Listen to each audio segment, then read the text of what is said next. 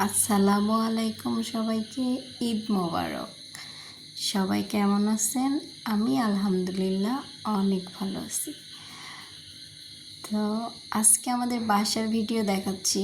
এটা আমাদের বাসা।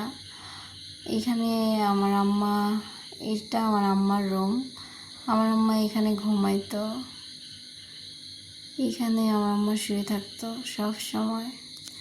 আমার আম্মা 2025 জানুয়ারি 14 তারিখে মারা যায়। আম্মা সব সময় এখানে শুয়ে থাকতো। আমার আম্মা অনেক দিন অসুস্থ ছিল।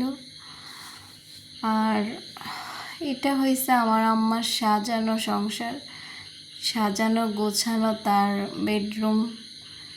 সে এখানে তার অনেক স্মৃতি।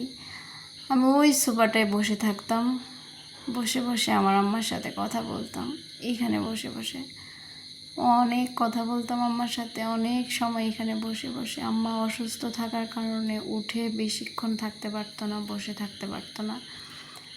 তাই আমি এখানে বসে বসে এইখানে আম্মা শুয়ে থাকতো। এখানে শুয়ে শুয়ে আমরা অনেক গল্প করতাম। এবারে ঈদে কোনো আনন্দ নাই।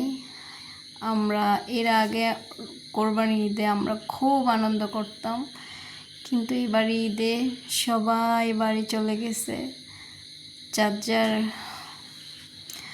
বাড়িতে যাওয়ার দরকার। যারা যারা মানে সবাই বাড়িতে চলে গেছে, আমি শুধু একা আছি। আম্মা বেঁচে থাকলে হয়তো বা এভাবে থাকতে হতো না। আম্মার সাজানো সংসারটা এভাবেই পড়ে আছে, শুধু আম্মা নাই। মা তুমি কোথায় গেলে? মা কোথায় হারাই গেলে? মা তোমার এই সংসারটা পড়ে আছে আগের মতোই, শুধু তুমি নাই।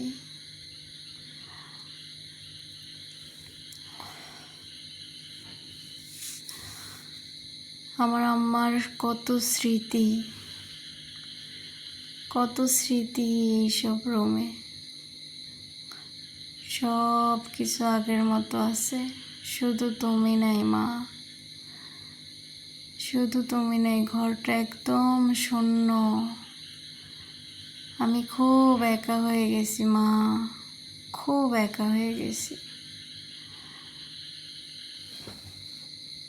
তোমার কথা খুব মনে পড়তেছে আজকে। আল্লাহ যেন তোমাকে